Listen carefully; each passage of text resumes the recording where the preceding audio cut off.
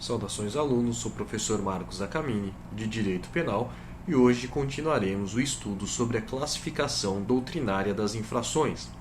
Na aula passada, falamos sobre os crimes dolosos, culposos, préter-dolosos, o crime consumado, o crime tentado, os crimes materiais, os crimes formais e os de mera conduta. Hoje falaremos sobre outras classificações. Primeiro, quanto à duração do momento consumativo. Como estudamos na aula passada, o crime consumado é aquele que reúne todos os elementos contidos no tipo, conforme o artigo 14, inciso 1 do Código Penal. Sobre a questão da classificação de duração do momento consumativo, nós temos os crimes permanentes, os instantâneos e os crimes instantâneos de efeitos permanentes. Vamos falar sobre o crime permanente. O crime permanente é aquele em que o ato consumativo ele se prolonga no tempo, ele se protrai no tempo.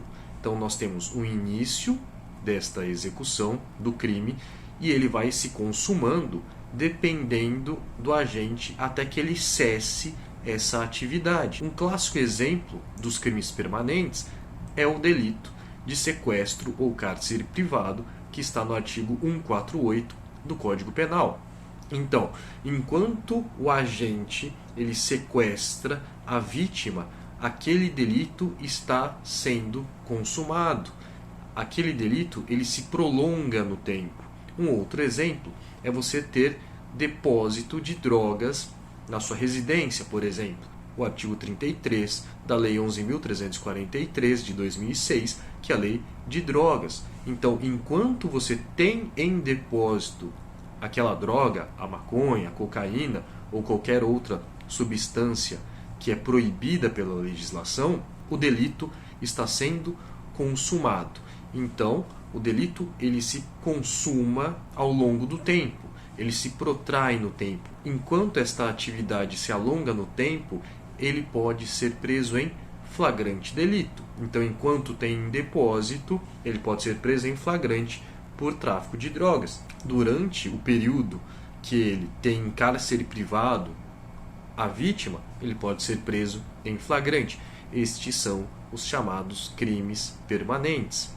A segunda hipótese quanto à duração do momento consumativo é o crime instantâneo. O crime instantâneo é aquele que se dá num momento único e determinado.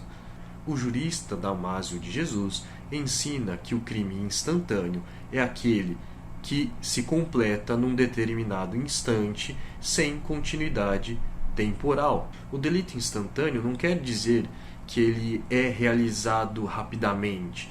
Na verdade, significa que, realizados seus elementos, nada mais poderá ser feito para impedir a sua ocorrência.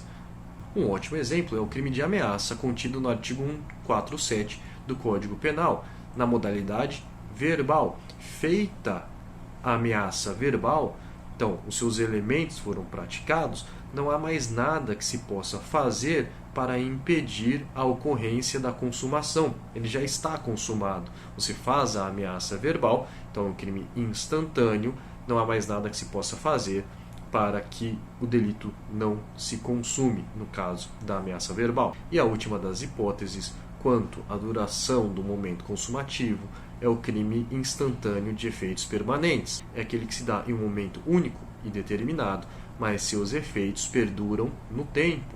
Por exemplo, o crime de homicídio. Ele vai se dar em um instante em que você mata a pessoa, porém, o resultado, morte, perdurará no tempo.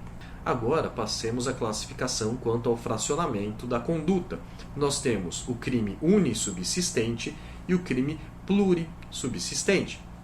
O crime unissubsistente é aquele em que você não consegue fracionar a conduta. Normalmente, fazendo um link com a aula anterior, são os crimes formais e de mera conduta. Portanto, não há tentativa no crime unissubsistente, porque você não consegue fracionar esta conduta. Exemplo, o crime de injúria verbal contido no artigo 140 do Código Penal. O que é injuriar alguém? A injúria é quando você ofende a honra subjetiva da vítima de forma direta. Por exemplo, você xingá-la frente a frente. Então, o crime de injúria verbal, na modalidade verbal, ele é unissubsistente, porque ao proferir os dizeres, você já consuma o delito. Então, a conduta em si, ela não pode ser fracionada. Já os crimes plurissubsistentes é quando você consegue fracionar a conduta.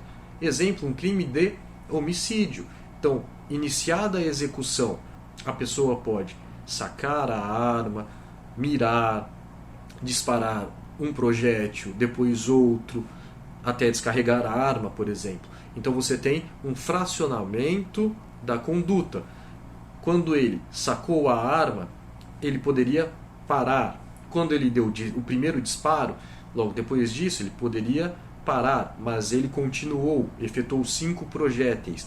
Então você consegue fracionar em várias partes aquela conduta. Isso é chamado de crime plurissubsistente. Normalmente são os delitos materiais e cabe tentativa conforme o artigo 14, inciso 2 do Código Penal. Então, revisando, os unissubsistentes normalmente são os crimes formais e de mera conduta e não cabem tentativa, em regra. Já os delitos plurissubsistentes, fazendo um link com a classificação anterior, é aquele em que você consegue fracionar a conduta e cabe tentativa. Já uma outra classificação são quanto ao sujeito que pratica a ação, podendo ser um crime comum, próprio ou de mão própria. O crime comum é aquele em que todo mundo pode cometer. Exemplo, o crime de furto, o artigo 155, subtrair para si ou para outrem coisa alheia móvel. Então qualquer um pode cometer o delito de furto. Isso é chamado de crime comum. O crime próprio é aquele em que somente pode ser praticado por determinados sujeitos previstos no tipo penal. Um exemplo é o artigo 312 do Código Penal, crime de peculato. O crime de peculato só poderá ser praticado por funcionário público, porque está determinado no tipo penal. Isso é chamado de crime próprio. Já o crime de mão própria é aquele em que só pode ser praticado por uma única e determinada pessoa. Um exemplo é o artigo 342 do Código Penal, que é o crime de falso testemunho. A diferença entre o crime próprio e o de mão própria é ensinado por Damásio de Jesus, que consiste no fato de que nos crimes próprios o sujeito ativo pode determinar a outrem a sua execução, embora possam ser cometidos apenas por um número limitado de pessoas. Nos crimes de mão própria, embora possam ser praticados por qualquer pessoa, ninguém os comete por intermédio de outrem. E os crimes também podem ser classificados quanto à sua lesividade. Nós temos os crimes de dano e os crimes de perigo. Os crimes de dano são aquele em que há a violação ao bem jurídico protegido. O crime de homicídio, qual bem jurídico ele protege? A vida. Então, quem comete o crime de homicídio, ele viola o bem jurídico vida da vítima. E nós temos os delitos de perigo. O perigo, ele é uma fase logicamente anterior ao dano. Então, o que é o perigo? É a probabilidade de causar dano a um bem jurídico. Então nós temos, por exemplo, no Código Penal, o artigo 255, que é o crime de perigo de inundação. Nós temos uma probabilidade de dano. Então nós temos os crimes de dano e os crimes de perigo. Os crimes de perigo, eles são divididos em perigo concreto e perigo abstrato. O crime de perigo concreto é aquele em que deve ser comprovado que houve realmente uma probabilidade de dano no caso concreto. Ou seja, exige a efetiva verificação de perigo, caso a caso. Já os crimes de perigo abstrato, ou também chamados de perigo presumido, o próprio nome diz, você presume o perigo. Ou seja, não há necessidade de verificar caso a caso se havia uma probabilidade de dano. Um exemplo de crime de perigo abstrato é, por exemplo, conduzir um automóvel embriagado, o artigo 306 do Código de Trânsito Brasileiro. Você não precisa constatar que havia um perigo de ele matar alguém, atropelar ou lesionar uma pessoa. Você presume que aquele estado de embriaguez traz um risco à sociedade. Então, estes são os crimes de perigo abstrato. Com isso, terminamos a classificação doutrinária das infrações e nos vemos na próxima aula.